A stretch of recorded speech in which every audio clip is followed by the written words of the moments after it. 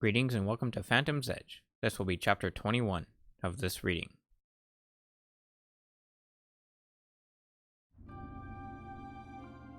Fuhrer Ihecklin and his ground fleet all but wiped out the bureaucracy troops on Filey.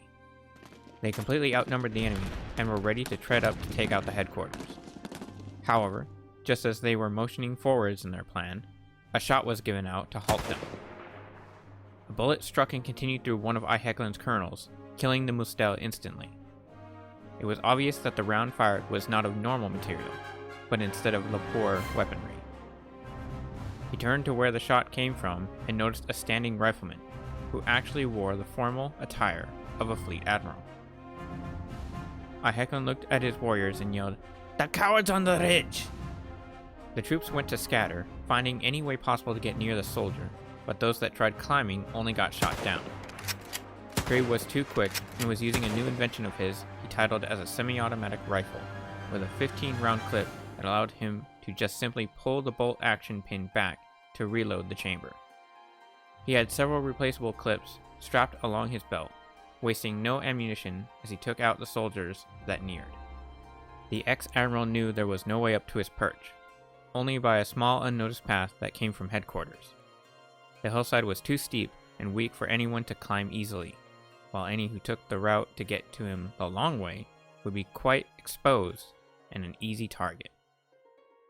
Pree picked off the lower ranks first, most of which were already in front of the army, then went to counter the higher ranks, finding other ways to get near. At one point, he struck the barrel of the rifle hard into one Mustel's eye to his left, where he pulled the trigger without holding onto the handle of the gun. The shot killed the soldier, while the recoil was also great enough to jolt back and break another Mustel's nose in at the soldier's right. The ex-admiral took the two soldiers' rapier swords in each hand before they fell and jumped from the hilltop over his enemies, flipping around to face them once more on their ground level. A few ignorant soldiers were cut down in the blink of an eye, then the others stopped as the Lapore readied himself once more. Fuhrer Ihecklin pulled out his rapier, while ordering the rest of his men to continue their rampage to take over. He then stood about 3 feet from the Lapore and said, "It's about time we met, Fleet Admiral." "Fleet Admiral, Fuhrer. I resigned, but even as a citizen, I won't let you take this land without a fight." The Mustel smiled and responded, "Humorous, because that's what I planned." The Totalitarians spread out and continued to kill any bureaucracy soldier there was, while the high leaders motioned for battle between just each other. In the first moment, Ihecklin knocked out the left-hand blade from the Lapore, then cut Pree's right arm to keep from being touched. However, that didn't stop the bureau-trained soldier. The two went on with their battle, ignoring the isle changing around them, while the city going from calm to burning. The warriors didn't care. Ihecklin and Pree wanted their enemy dead. They ignored the cries for help, the screams of pain, even the unruly smell of fire as it burned away homes and torched countless victims.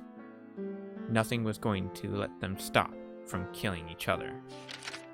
It was just metal against metal for a while, then Ihecklin got in another slice at the Lapore just below the left eye.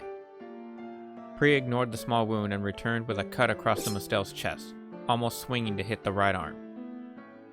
Ihecklin jumped back, then noticed the sound of wood cracking nearby. He glanced to his left to find studs in a building breaking as it started to lean over to topple over onto the Fuhrer. However, Pree also saw this and wanted his enemy not to fall by a simple fluke. The Lapore quickly looked to find a barrel nearby, empty as it was, and kicked it up as hard as he could towards Ihecklin. The Mustel turned back and was only able to notice the barrel just as it struck his torso and pushed him back, forcing the man out of the way of the burning and broken building. Ihecklin removed the barrel just as he hit the floor, then jumped back onto his feet as he went to face his opponent once more. Pree went to calmly wander around the debris as he stared at the Mustel and said, "I didn't do that to save you, weasel." Ihecklin kicked a mug with his left foot to distract the Lapore, missing his head as the soldier leaned to avoid the glass. At the same time, a shot was given, and it whizzed by the Lapore and struck the glass. Before Pree could turn back to his foe, The Mustel quickly kicked his right foot against a chain with a hook at the end of it. Just as the soldier turned, the bend of the large hook struck his left eye, where it bounced to pass by as it sliced his left shoulder. Strangely enough, when the Lepore stepped back from being hit, a second gunshot was heard, and the stray bullet zoomed along to miss Pri by inches from his head. Iheclan readied himself against the ex-fleet admiral and said, "Likewise, Herr." The two continued their fight without any more interference, moving closer to the bureaucracy headquarters and away from the city's destruction. Pri got 3 more cuts onto his foe, at both calves and the left upper arm. Yet Iheclan sliced the Lepore's stomach and left thigh. They busted through the front doors into the main hall, crashed through a window, and rolled down a hillside. As the two were able to regain their stance, they found their swords lost from their grip. They ignored that and tried to use their sidearms against their foe, but only Iheclan was able to take his shot. He fired upon the Lepore, who tried to dodge the bullet but still got hit in his right shoulder, firing his gun on accident into the air. The soldier fell back and tried to brace himself up with his left hand, while the Mustel went to toss his gun aside and move for his sword. Pri glanced around and found several of his soldiers lying dead near him, fearing he could be next. Iheclan slowly walked towards his beaten opponent, blade drawn, and said, "My victory is imminent, Rabbit. There is nothing you can do." He stopped to put his blade at the Lepore's throat, then said, "My legion will rule. All hail Amarak." In his panic, Pri swung his left fist to bat away the blade, slicing the top of his hand. He also reached for a dead soldier's unused pistol, pulling the hammer back as he went to aim it at the Mustel. Iheclan tried to raise his weapon for a stab at the soldier, barely able to get his blade deep enough for a kill. Pri shot and killed the Führer, hitting the Mustel in the head, yet was still stabbed into his chest, where he was barely punctured in his left lung. With his opponent dead, the Lepore dropped the gun and motioned to try and hold his final wound closed. He laid in the forest, closing his eyes for a moment as he listened as the gunshots became nothing, believing he had lost this war. After a moment, reopened his eyes as he stood up, heading back to headquarters in his injured condition. However, he did not inform the medics. Instead, he left for his private room and went to pull up a chair to sit in front of his living room window. The Lepore sat facing outside, painfully watching his city burn as he held his chest where he was stabbed. He also grabbed the jewelry box he was given and placed it on the windowsill, having it open in the front towards himself. He listened to the gentle tune while holding the note it had, unfolded after being read.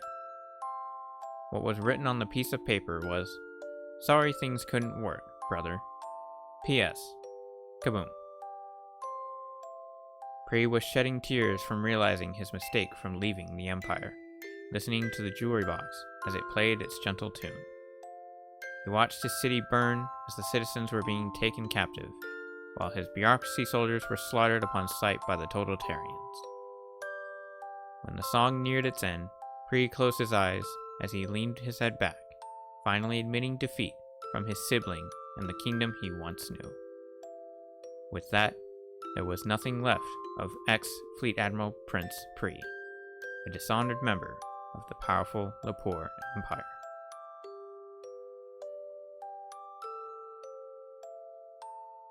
This concludes the reading of Chapter 21. Thank you all for watching and listening. If you like what you've seen and heard, be sure to check out my other 2 novels, Lore of the Endowment and Ryu the Demon Slayer. Link will be in the description below. Other than that, stay safe, take care, and we'll see you again next week reading Chapter 22.